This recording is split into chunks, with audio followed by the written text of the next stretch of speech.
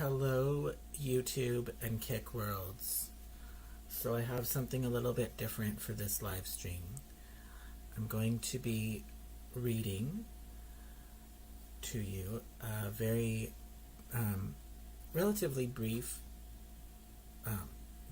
book or presentation, I suppose you could call it, called Russian Colonization of North America.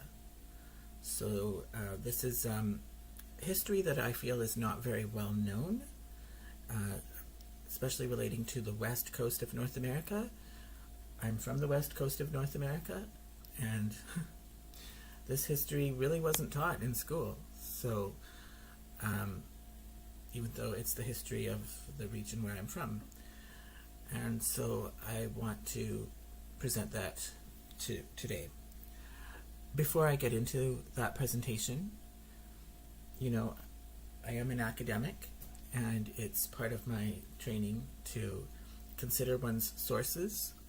So I tried to look into the provenance of this source, like where is this information coming from? So, and it was kind of interesting what I found. So I want to show you that before I get started. So for that I have to share my screen with you to show you. So I'm getting this from the Internet Archive, archive.org. It's public domain, okay, so there's no risk of copyright violations here, YouTube. And it was uploaded to this library in 2023, okay? And I tried to find out information about this person.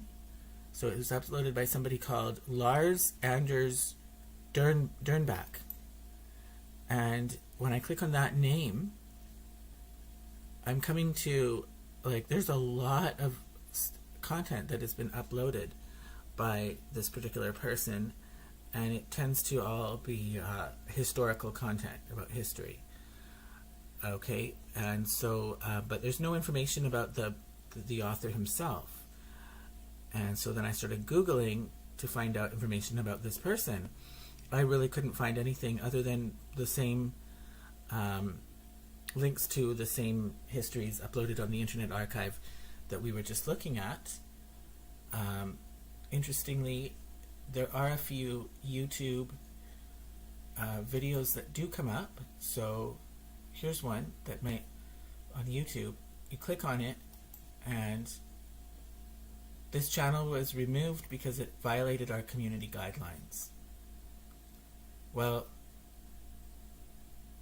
that, in my mind, gives this particular person an air of authority then. If YouTube had to remove it, he's got to be onto something. I mean, I'm being a little bit facetious, but I mean, that does not mean that it's incorrect. Not by any stretch. That means YouTube doesn't like what he's saying. So that makes me all the more interested in finding out about this person. Here he's coming up on YouTube again. Like, they all either say YouTube, or what we just saw, or there's this message too. Video unavailable. The video is no longer available because the YouTube account associated with this video has been terminated. So there's just no information on who this person is, but he's a prolific uploader of historical information, of historical accounts. And yeah, I'm not on LinkedIn, so I can't go to that. But anyways, I've scanned, like, read quickly this what I'm about to read now, and there's nothing that jumps out at me as being incorrect. It's all consistent with information that I already knew about Russia's history in North America. I said it wasn't taught to me in school, but I've read up on it myself. So there's nothing really wild, outrageous claims being made here that seem to be inconsistent with what I've already known. So I don't really have any reason to suspect that this is false information. Other than the fact that it's been taken down from YouTube, but that doesn't at all mean that it's false. So here we go. I'm going to start reading this now.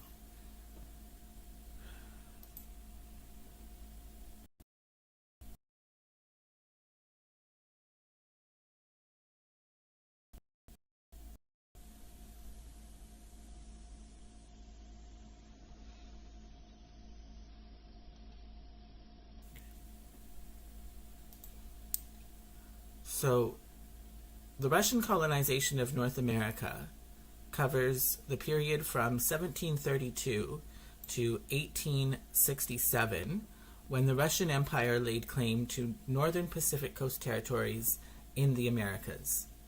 Russian colonial possessions in the Americas are collectively known as Russian America.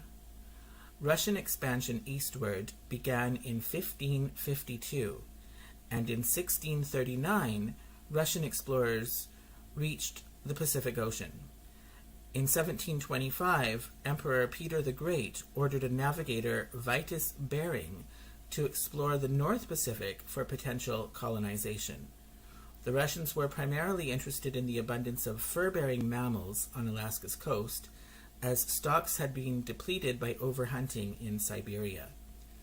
The Battle of Sitka in 1804 played a pivotal role in the history of the Tlingit people and the formation of Russian Alaska. The site of the battle now forms Sitka National Historic Park, the oldest national park in Alaska.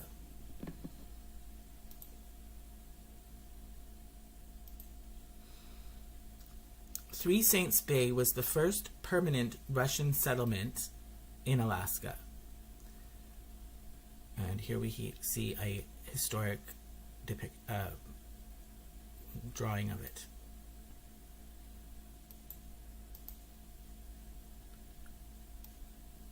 Bering's first voyage was foiled by thick fog and ice, but in 1741, a second voyage by Bering and Alexei Chirikov made sight of the North American mainland. Russian Promyshelniki, which means trappers and hunters, quickly developed the maritime fur trade, which instigated several conflicts between the Aleuts and Russians in the 1760s. The fur trade proved to be a lucrative enterprise, capturing the attention of other European nations. In response to potential competitors, the Russians extended their claims eastward from the Commander Islands to the shores of Alaska. In 1784, with encouragement from Empress Catherine the Great, explorer Gregory Shelikov founded Russia's first permanent settlement in Alaska at Three Saints Bay. 10 years later, the first group of Orthodox Christian missionaries began to arrive, evangelizing thousands of Native Americans, many of whose descendants continue to maintain the religion. By the late 1780s, trade relations had opened with the Tlingits, and in 1799, the Russian-American Company was formed in order to monopolize the fur trade, also serving as an imperialist vehicle for the Russification of Alaska natives. Angered by encroachment on their land and other grievances, the indigenous people's relations with the Russians deteriorated. In 1802, Tlingit warriors destroyed several Russian settlements, most notably Redoubt St. Michael, Old Sitka, leaving New Russia as the only remaining outpost on mainland Alaska. This failed to expel the Russians, who re-established their presence 2 years later following the Battle of Sitka. Peace negotiations between the Russians and Native Americans would later establish a modus vivendi, a situation that, with few interruptions, lasted for the duration of Russian presence in Alaska. In 1808, Redoubt St. Michael was rebuilt as New Archangel and became the capital of Russian America after the previous colonial headquarters were moved from Kodiak. A year later, the Russian-American Company began expanding its operations to more abundant sea otter grounds in Northern California, where Fort Ross was built in 1812. And here we see a map depicting the territory of Alaska in 1867, immediately after the Alaska Purchase.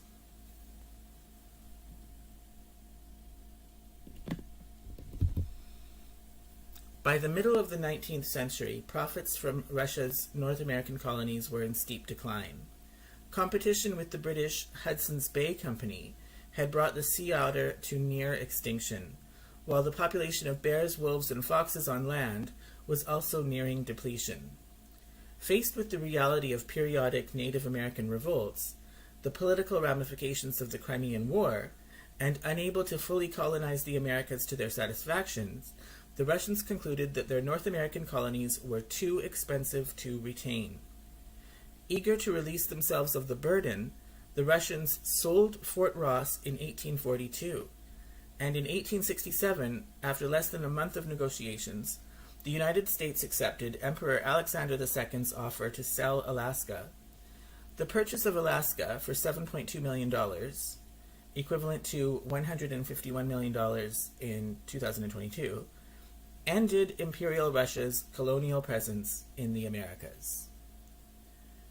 And here we see a 1773 map of northwestern America based on reports from Russian explorers. Now that is a very interesting map.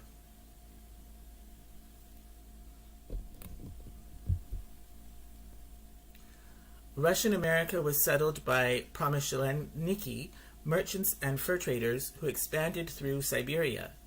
They arrived in Alaska in 1732, and in 1799 the Russian American Company received a charter to hunt for fur. No colony was established, but the Russian Orthodox Church sent missionaries to the natives and built churches. Okay. With this check, so now that's just an aside, but back to the main narrative. With this check, the United States completed the purchase of almost 600,000 square miles of land from the Russian government. This Treasury warrant, issued on August 1st, 1868, in the picture shown, at the Sub-Treasury Building at 26 Wall Street, New York, New York, transferred $7.2 million to Russian Minister to the United States, Edward de Stokel. The purchase price of the 49th state, ? Less than 2 cents an acre. Original located in the National Archives, records of the accounting officers of the Department of Treasury.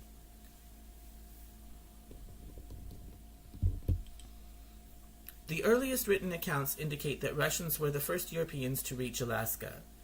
There is an unofficial assumption that Slavonic navigators reached the coast of Alaska long before the 18th century.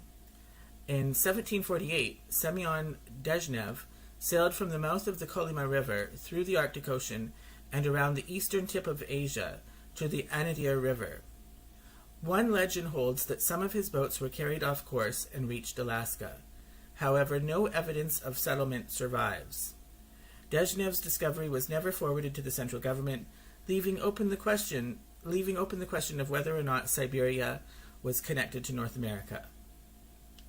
Right. At that time, that was an open question, whether Siberia was connected to North America. Okay. Early map of Chukotka showing the route of Dezhnev expedition of 1648.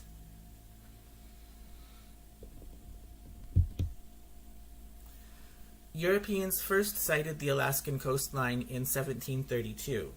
This sighting was made by the Russian maritime explorer and navigator Ivan Fedorov from sea near present-day Cape Prince of Wales on the eastern boundary of the Bering Strait opposite Russian Cape Dezhnev. He did not land. The first European landfall happened in southern Alaska in 1741 during the Russian exploration by Vitus Bering and Alexei Cherykov. In 1725, Tsar Peter the Great called for another expedition. As a part of the 1733 to 1743 Second Kamchatka expedition, the Tsars Peter under the I'm not sure what SV stands for. SV Peter under the Dane Vitus Bering and SV Pavel under the Russian Alexei Cherykov set sail from the Kamchatkan port of Petropavlovsk in June 1741. They were soon separated, but each continued sailing east. On the 15th of July, Chirikov sighted land, probably the west side of Prince of Wales Island in southeast Alaska. He sent a group of men ashore in a longboat, making them the first Europeans to land on the northwestern coast of North America. On roughly the 16th of July, Bering and the crew of SV Peter sighted Mount St. Elias on the Alaskan mainland. They turned westward toward Russia soon afterward. Meanwhile, Chirikov and the SV Paval headed back to Russia in October with news of the land they had found. Due to the distance from central authority in St. Petersburg, and combined with the difficult geography and lack of adequate resources, the next state-sponsored expedition would wait more than 2 decades until 1766, when Captains Peter Krenitsyn and Mikhail Lekhozhov embarked for the Aleutian Islands, eventually reaching their destination after initially being wrecked on Bering Island. There, Bering fell ill and died, and high winds dashed the SV Peter to pieces. After the stranded crew wintered on the island, the survivors built a boat from the wreckage and set sail for Russia in August 1742. Bering's crew reached the shore of Kamchatka in 1742, carrying the word of the expedition. The high quality of the sea otter pelts they brought sparked Russian settlements in Alaska between 1774 and 1800. Spain also led several expeditions to Alaska in order to assert its claim over the Pacific Northwest. These claims were later abandoned at the turn of the 19th century, following the aftermath of the Nootka Crisis. Count Nikolai Rumyantsev funded Russia's first naval circumnavigation under the joint command of Adam Johann von Krusenstern and Nikolai Rezanov in 1803 to 1806, and was instrumental in the outfitting of the voyage of the Ruriks circumnavigation of 1814 to 1816, which provided substantial scientific information on Alaska's and California's flora and fauna, and important ethnographic information on Alaskan and Californian, among other, natives. Imperial Russia was unique among European empires for having no state sponsorship of foreign expeditions or territorial conquest settlement. The first state-protected trading company for sponsoring such activities in the Americas was the Shelikov-Golikov Company of Gregory Shelikov and Ivan Larionovich Golikov. A number of other companies were operating in Russian America during the 1780s. Shelikov petitioned the government for exclusive control, but in 1788 Catherine II decided to grant his company a monopoly only over the area it had already occupied. Other traders were free to compete elsewhere. Catherine's decision was issued as the Imperial UK's proclamation of September 28, 1788. The Shelikov-Golikov Company formed the basis for the Russian-American Company. Its charter was laid out in 1799 by the new Tsar Paul I, which granted the company monopolistic control over the trade in the Aleutian Islands and the North America mainland south to 55 degrees north latitude. The Russian-America Company was Russia's first joint stock company and came under the direct authority of the Ministry of Commerce of Imperial Russia. Siberian merchants based in Irkutsk were initial major stockholders, but soon replaced by Russia's nobility and aristocracy based in St. Petersburg. The company constructed settlements in what is today Alaska, Hawaii, and California. The first Russian colony in Alaska was founded in 1784 by Gregory Shelikov. Subsequently, Russian explorers and settlers continued to establish trading posts in mainland Alaska, on the Aleutian Islands, Hawaii, and Northern California. The Russian-American Company was formed in 1799 with the influence of Nikolai Rezanov for the purpose of hunting sea otters for their fur. The peak population of the Russian colonies was about 4,000, although almost all of these were Aleuts, Tlingits, and other native Alaskans. The number of Russians rarely exceeded 500 at any one time. The Russians established an outpost called Fortress Ross, meaning Russian, in 1812 near Bodega Bay in Northern California, north of San Francisco Bay. The Fort Ross colony included a sealing station on the Farallon Islands off San Francisco. By 1818, Fort Ross had a population of 128, consisting of 26 Russians and 102 Native Americans.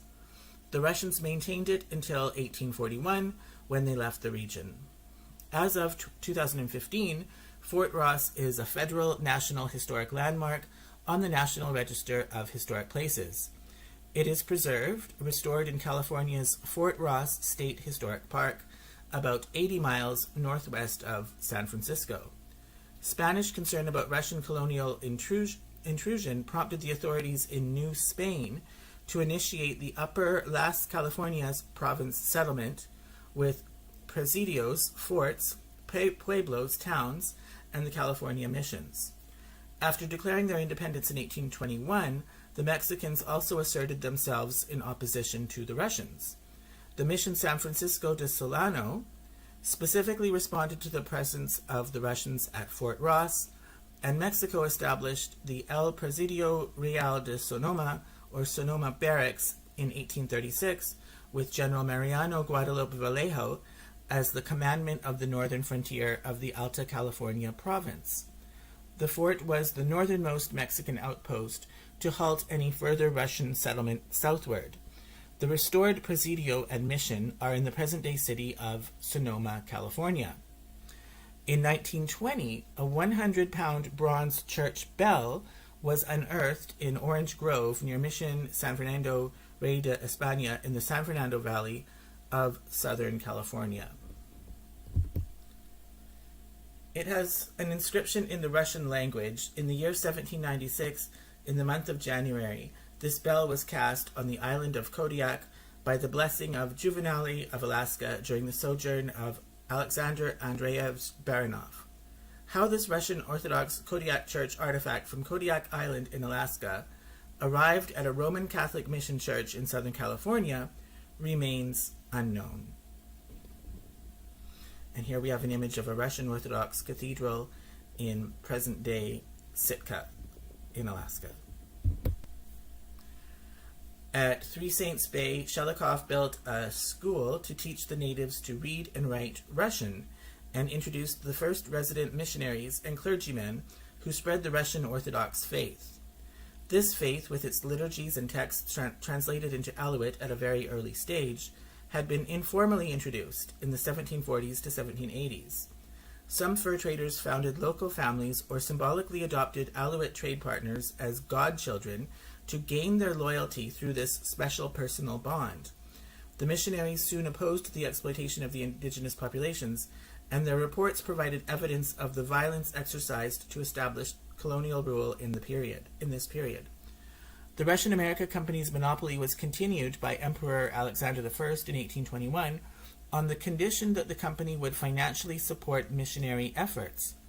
Company board ordered Chief Manager Etholian to build a residency in New Archangel for Bishop Veniaminoff.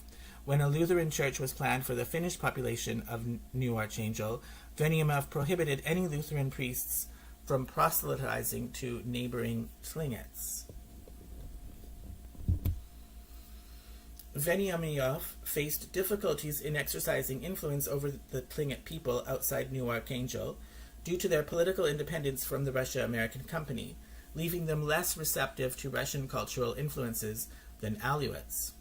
A smallpox epidemic spread throughout Alaska in 1835 to 1837, and the medical aid given by Veniaminoff created converts to Orthodoxy.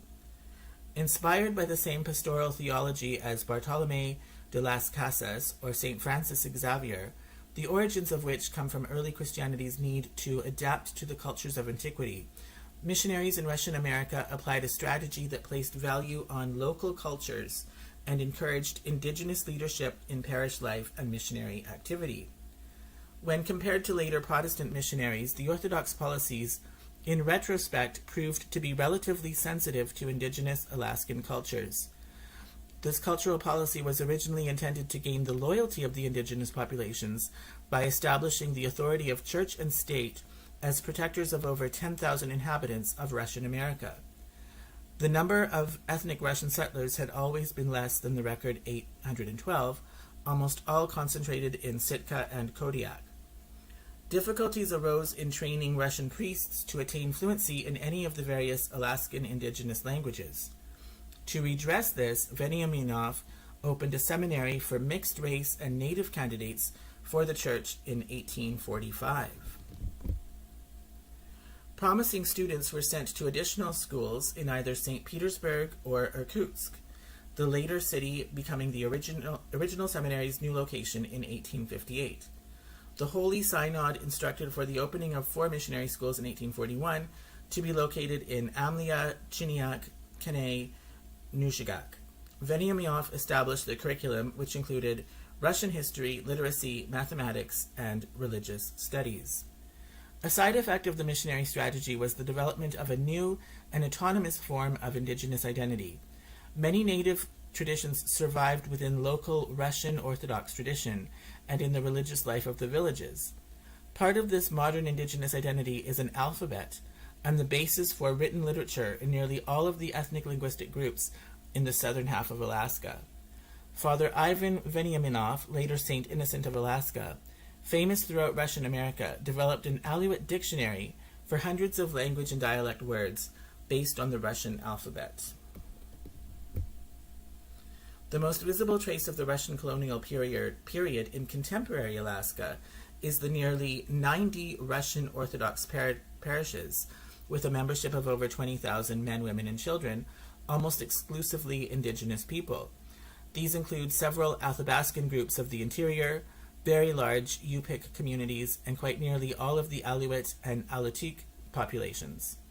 Among the few Tlingit Orthodox parishes, the large group in Juneau adopted Orthodox Christianity only after the Russian colonial period in an area where there had been no Russian settlers nor missionaries. The widespread and continuing local Russian Orthodox practices are likely the result of the syncretism of local beliefs with Christianity.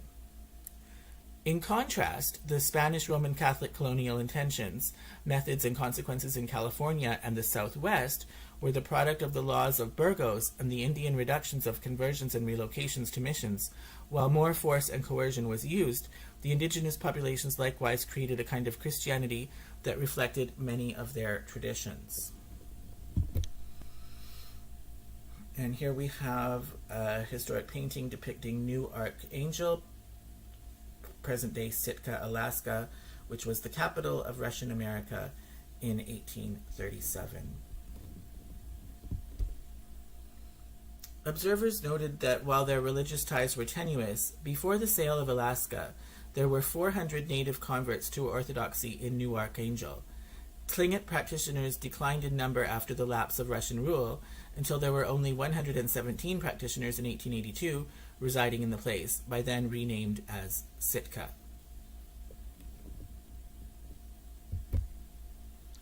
The city of Unalaska is the main population center in the Aleutian Islands. The city is the Aleutians' West Census Area, a regional component of the unorganized borough in the U.S. state of Alaska. Unalaska is located on Unalaska Island and neighboring Amaknak Island in the Aleutian Islands off mainland Alaska.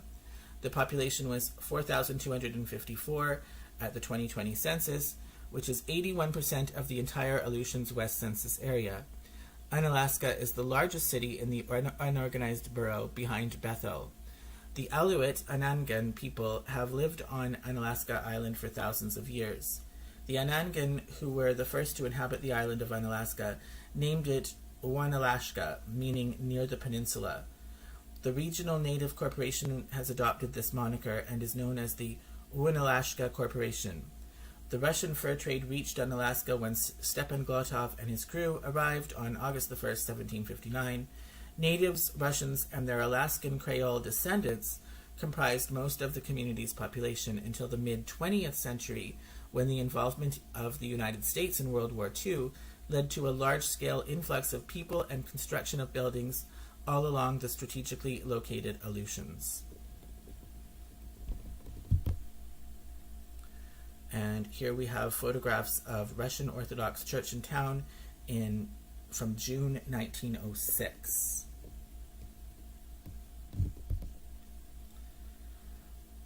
New Russia Trading Post is located in Alaska. New Russia, also called Novorassi, Slavorassi, Slovorussia, Yakutat Colony, and Yakutat Settlement, was a trading post for furs and a penal colony established by Russians in 1796 in the present-day Yakutat Borough, Alaska, 15 to 16. It was presumably named after the Joseph Billings ship Slava Rossi, or Glory of Russia.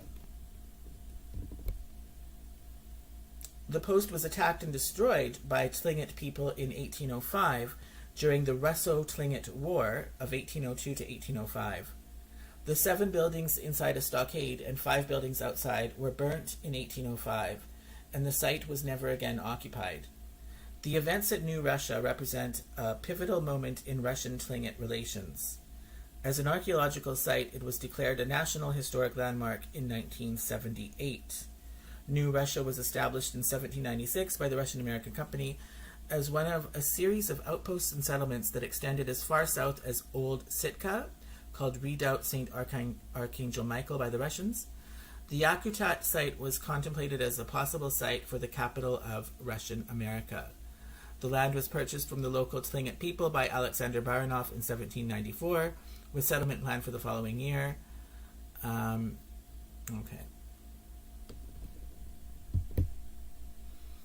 Tlingit are indigenous peoples of the Pacific Northwest coast of North America. Their language is the Tlingit language, in which the name means peoples of the tides.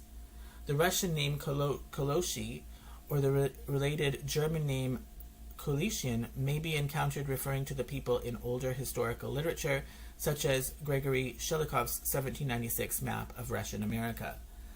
The Tlingit have a matrilineal kinship system, with children considered born into the mother's clan, and property and hereditary roles passing through the mother's line. Their culture and society developed in the temperate rainforest of the southeast Alaskan coast and the Alexander Archipelago. The greatest territory historically occupied by the Tlingit extended from the Portland Canal along the present-day border between Alaska and British Columbia, north to the coast just southeast of the Copper River Delta in Alaska. The Tlingit occupied almost all of the Alexander Archipelago, except the southernmost end of Prince of Wales Island and its surroundings, where the Kegani Haida moved just before the first encounters with European explorers. The coastal Tlingit tribes controlled one of the mountain passes into the Yukon interior. They were divided into 3 tribes: the Chilkat Tlingit, along the Chilkat River and on Chilkat Peninsula, the Chilkoot Tlingit, and the Taku Tlingit, along the Taku River. Inland, the Tlingit occupied areas along the major rivers that pierce the Coast Mountains and St. Elias Mountains and flow into the Pacific, including the Alsek, Tachinishini, Chilkat, Taku, and Stikine rivers. With regular travel up these rivers, the Tlingit developed extensive trade networks with Athabaskan tribes of the interior, and commonly intermarried with them. Hoona, Alaska, a traditional Tlingit village near Glacier Bay, home of the Zuna Kau. A partial timeline of modern Hoona history is below. So 1750s, Zuna was settled by clans fleeing glacial advance in Glacier Bay. 1880, the Northwest Trading Company built the first store in Hoona. 1881, the Presbyterian Home Mission and School was built. 1887, 450 to 500 people were wintering in the village. 1901, Hoona Post Office was opened. Downtown Sitka in 1984, so there's a photo of downtown Sitka in 1984. It was formerly known as New Archangel while under Russian rule. Okay, and then there's a smaller depiction, historic drawing of the same place. Russian Mission, Alaska. The first Russian-American company fur trading post on the Yukon River was established here in 1837. The settlement was recorded as a Kupik village called Ikogniut, meaning people of the point, in 1842 by the Imperial Russian Navy explorer Lavrentiy Zagoskin.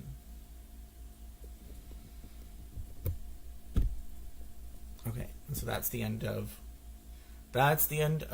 it, folks.